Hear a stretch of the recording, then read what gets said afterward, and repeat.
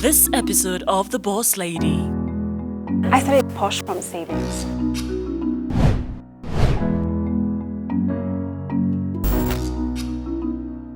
I was ready for the pain of not having clients. I was ready for the pain of hustling.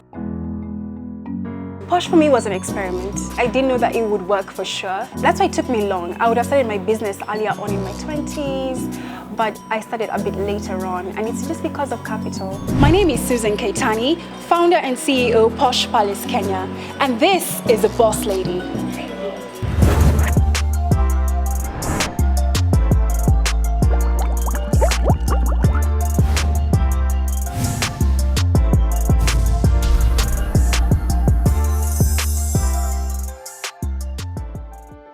Posh Palace, a name that describes the place we have a sit down today to bring you The Boss Lady, but first. Susan Kaittany has many titles under her belt. Apart from being the CEO and founder of Posh Palace, she's also a certified lawyer who ditched law for fashion and travel. Posh Palace Hair Studio and Spa is one of the premier salon and spas in Nairobi. It is a luxury brand in the hair and beauty industry that has been operating since 2017. Susan Kaittany opened Posh following her desire to leave everyone feeling beautiful, and we will hear her story today. But first, a little history of the beauty industry. Historians can trace the use of beauty products and cosmetics back to 4000 BC and the ancient Egyptians who used kohl to create dramatic eyes. Today, the worldwide beauty industry, which covers everything from hair and skincare to makeup, is an estimated $425 billion industry. Early beauty and cosmetic regimes relied heavy upon natural ingredients, including berries, bugs, and charcoal, to create a variety of colors, and many products were used for more than one purpose. Early beauty treatments also utilized the area's natural resources, locally sourcing natural ingredients for scrubs, pastes, and exfoliates. This pattern of using local, natural ingredients is an ongoing trend throughout the history of the beauty industry. In the late 19th and early 20th century, the beauty industry became an important and viable career path for women who created products designed specifically for different textured hair. Madame C.J. Walker and Marjorie Joyner were two African-American entrepreneurs who used their expertise to create a new standard of beauty for their communities. While the beauty history has had its fair share of evolution from the extremists in the 1900s to the more natural look of the 2000s, the beauty industry continues to be extremely versatile. Today, the beauty industry has returned to its roots, with science-based products doing double and triple duty. Women not only want to look beautiful, they want their makeup and hair care products to benefit them as well.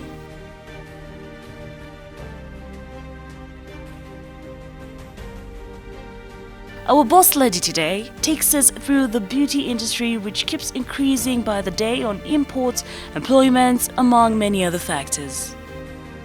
The lady who embodies the word posh flawlessly, Susan Kaittany. When we talk beauty, posh, we cannot afford to touch on Posh Palace. I walked in here as normal as it gets, and now we walk into the interview Queens. But before then, check out Susan Kaittany's Boss Lady profile.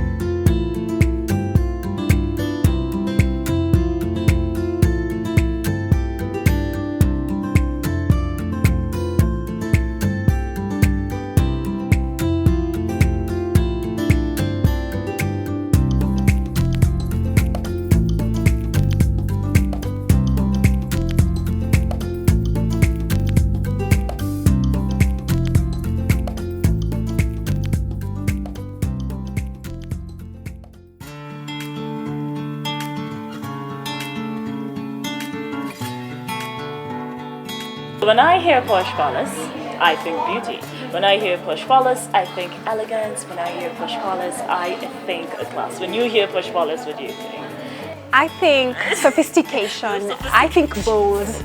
I think vivacious. I think beautiful. Yeah, I've got a million adjectives. Ladies and gentlemen, welcome to another episode of The Boss Lady. Today I'm seated with Susan Kaittany, the CEO and founder of Posh Palace.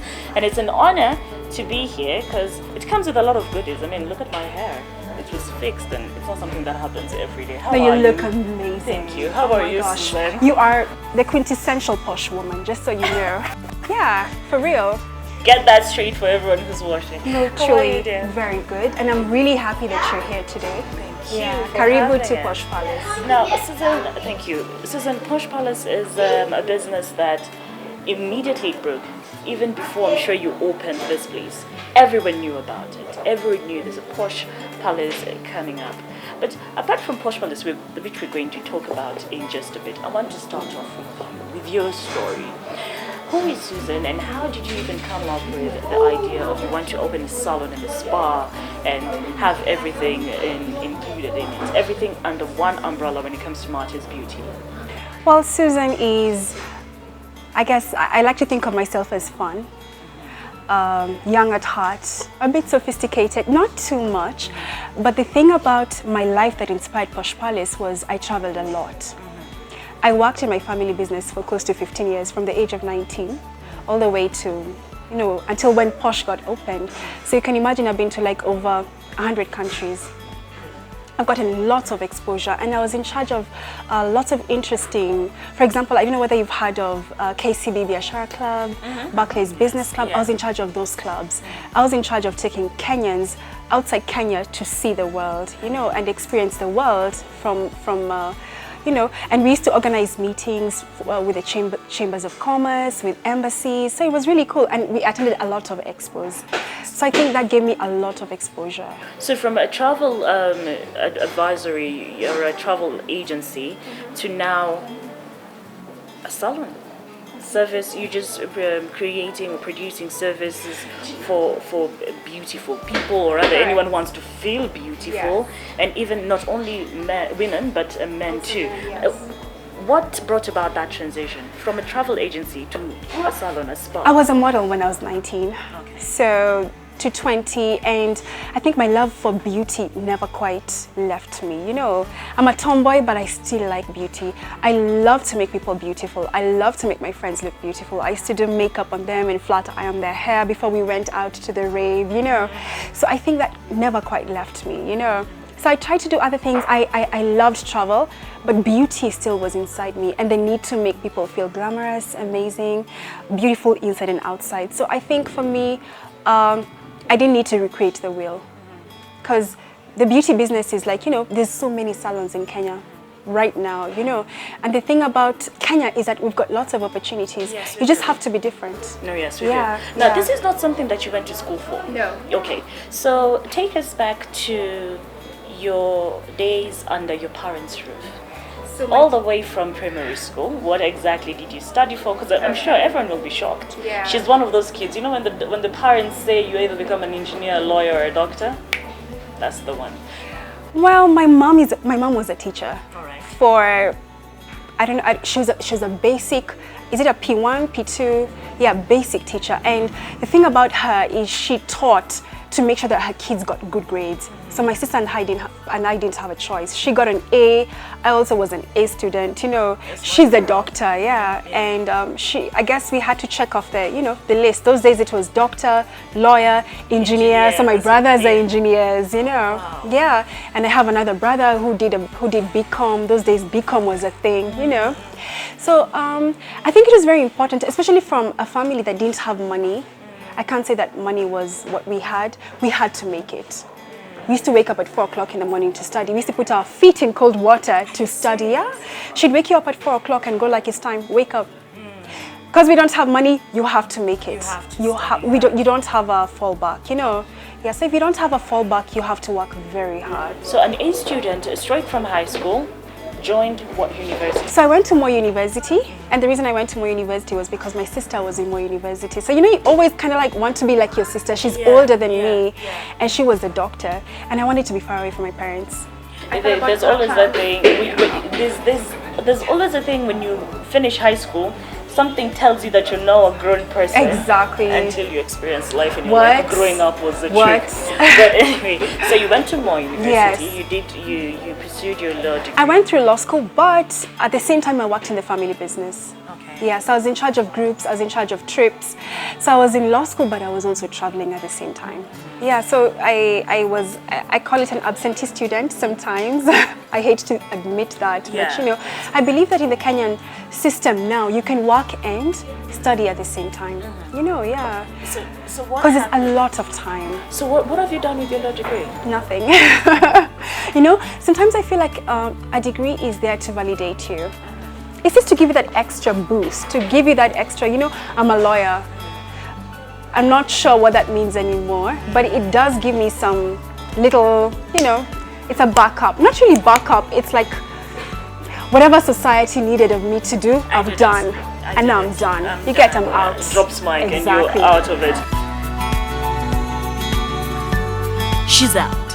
And just like that, we go on a short commercial break.